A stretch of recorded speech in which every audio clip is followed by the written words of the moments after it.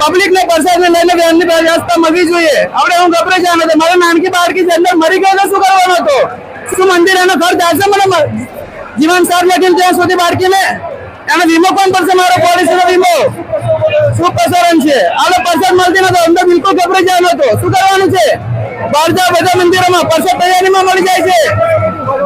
ચલો તમે એમ 1.5 કલાક લાઈનમાં ઉભો રહો પબ્લિક ની અંદર. પેલા પાવતી લીધી, પછી પ્રસાદમાં માથાકૂટ થઈ.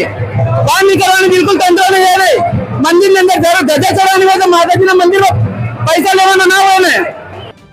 સ્વાગત છે મહાન ગુજરાત ન્યૂઝ ચેનલમાં. અત્યારે બનાસકાંઠામાં આવેલા અંબાજીથી સૌથી મોટા સમાચાર સામે આવી રહ્યા છે. અંબાજી મંદિરમાં મોહનથાળ પ્રસાદ કેન્દ્ર પર ભારે હોબાળો થયો હોવાનું સામે આવ્યું છે.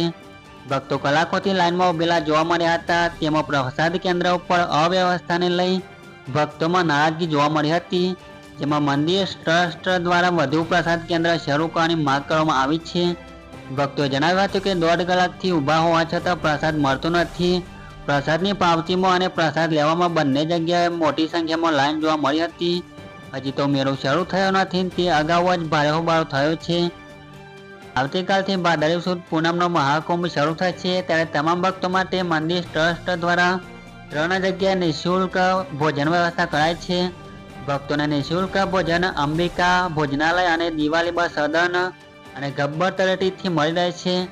આ મેળામાં લાખોની સંખ્યામાં ભક્તો આવતા હોય છે અને માતાના દર્શન કરતા હોય છે. દર વર્ષની જેમ આ વર્ષે પણ ભાદરવી પૂનમના મહામેળા દરમિયાન લાખોની સંખ્યામાં માય ભક્તોનો જમાવડો રહેશે. અંબાજી યાત્રા ખાતે ભક્તો દૂર દૂરથી પદયાત્રા કરીને આ મહામેળા દરમિયાન માતાજીના ધામ અંબાજીમાં આવે છે. ત્યારે આવતીકાલથી 12 સપ્ટેમ્બરથી 18 સપ્ટેમ્બર સુધી મહામેળામાં શક્તિપીઠ અંબાજીના જયકારાથી ગુંજી ઉઠશે. તો આ હતી અત્યારની અપડેટ. વધારે અપડેટ મેળવવા માટે અમારી આ ચેનલ પર જોડાયેલા રહો.